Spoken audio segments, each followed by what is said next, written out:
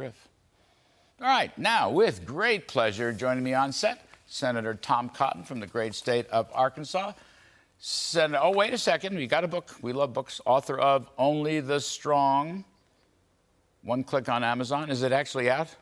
It is out, Larry. It is out. You can buy it on any bookstore today. Please go out and do so. And a lot of the issues you touched on in your riff, I touched on in the book, and I explained that it's not just insanity, although it seems like that. It's part of the progressive left's deliberate plot to sabotage the sources of American power.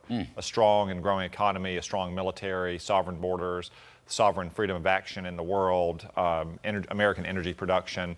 The progressive left, going back 100 years, and to very much include today's, BLM riders or the Squad or the 1619 Project types, are at best ambivalent about America, and therefore they're hostile to the sources of American power. Yes, there's no America first with that crowd, ever. No America first. Let me just come back. We were part of the group at lunch today with you. You spoke very eloquently, and I think you illuminated a lot of important issues. I have a certain wise-ass sense of humor. I get that. And I compare Kamala Harris with Jay Powell. He may be the Kamala Harris of monetary policy. His performance today was very bad, and you hate to see almost a 1,000-point swing in stocks. But, the trouble here from day one has been Fed overspending. That is federal government, Biden overspending, which was monetized by the Federal Reserve. And so inflation is the #1 issue, plus their war against fossil fuels. I want to just ask you, is there an end to this in sight? If the cavalry comes, will this be ended? Yeah, there is an end to it when we win the election next week, Larry. Inflation is too much money chasing too few goods. And the Democrats have created this inflation coming and going. First off, they spent trillions of dollars that we don't have and that our economy didn't need as it was recovering early last year from Democratic shutdowns. Larry Summers at the time said so. Second, they've also constricted supply, especially when it comes to American energy, oil and gas and coal, because energy inflation is the worst kind of inflation. It affects everything we do, not just the gas you put in your tank to get to work, but the food you buy, the clothes you buy, products for your homes, this is businesses that need to power. Refined petroleum importance Absolutely. to ordinary folks, sitting around kitchen tables. They don't understand that. You do away with fossil fuels, you're going to do away with hundreds of things. The glasses on your face, the pen in your hand, the shoes we wear.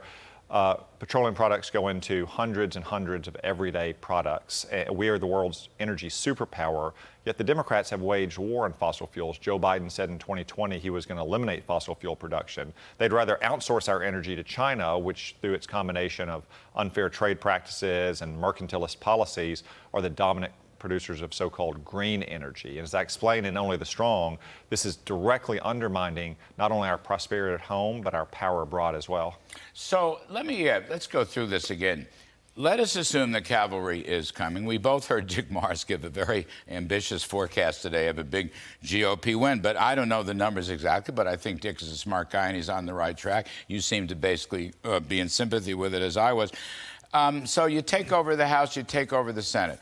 I'm going to say whenever you all get sworn in for the new session, early January, what happens, Senator Tom Cotton? Because you're going to have still high inflation, if not an outright recession, a sinking economy. Republicans will be blamed almost immediately if they don't get out of the chute fast. What do you think is going to happen? Well, first off, from the election next week, markets can be sure you're not going to have more trillions of dollars spent.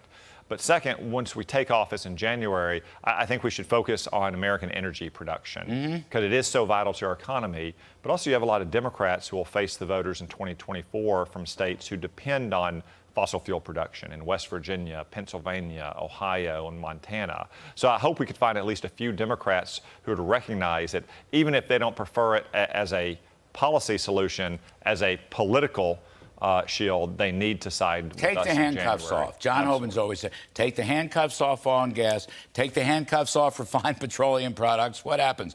Prices will fall and economic growth might rise. And you think you could get votes for that? We could, and we can also use our spending power. In 2015, when I was new to the Senate, we had just won back the Senate, after 6 years of Obama having a Democratic Senate. We were able to use spending bills to lift the ban on oil exports, for instance. That created many more markets around the world for America's oil and gas producers. So maybe we'll be able to use our spending power to get some favorable changes to oil and gas practices in the country as well. That, I think you put your best foot forward then. I think you'd be making a clear statement. Also, you would be dealing with the ills of the economy. So you figure your colleagues saying the same thing, you're hearing this in the cloakroom. I know you're not in the cloakroom, you're here on our set. Yeah, this is one of those issues that unites all Republicans because it's just such a common sense issue for most Americans when they're paying $4 a gallon for gas or $5 and $6 a gallon for gas out on the West Coast. They want common sense, practical solution. They're not ideologues. They're not beholden to some idea that we need to leave all fossil fuels in the ground. So this is something that unites all Republicans, and hopefully we can get a handful of Democrats to cooperate with us. Last point. Joe Biden is out there now. This is this newest mantra. They've tried everything else but what the key points are on the economy and crime and the border. Republicans, you all are going to destroy Medicare and you're going to destroy Social Security. Now, this one, I've been around even longer than you. I mean, this argument has been around almost since the 1930s. But here they go again. Republicans are going to destroy your retirement and destroy your health care. What you make of that? How effective is this going to be? Well, let's recall 2022 is the 50th anniversary of Joe Biden's first campaign for Senate. So he's been making this exact argument his entire adult life. And it's simply because they don't have any other arguments to make. They have no solutions to things like inflation and crime and the drug epidemic and our open border because their policies are the cause of those problems. And the American people are going to deliver a resounding verdict against the Democratic agenda on Tuesday. And just to conclude, let's end where we began. GOP's got to make it clear, America first.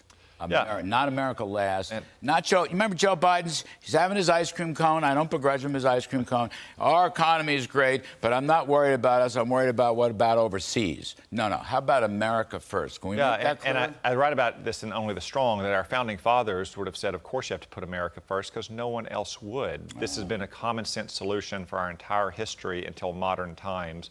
If we don't put America first, no one else will.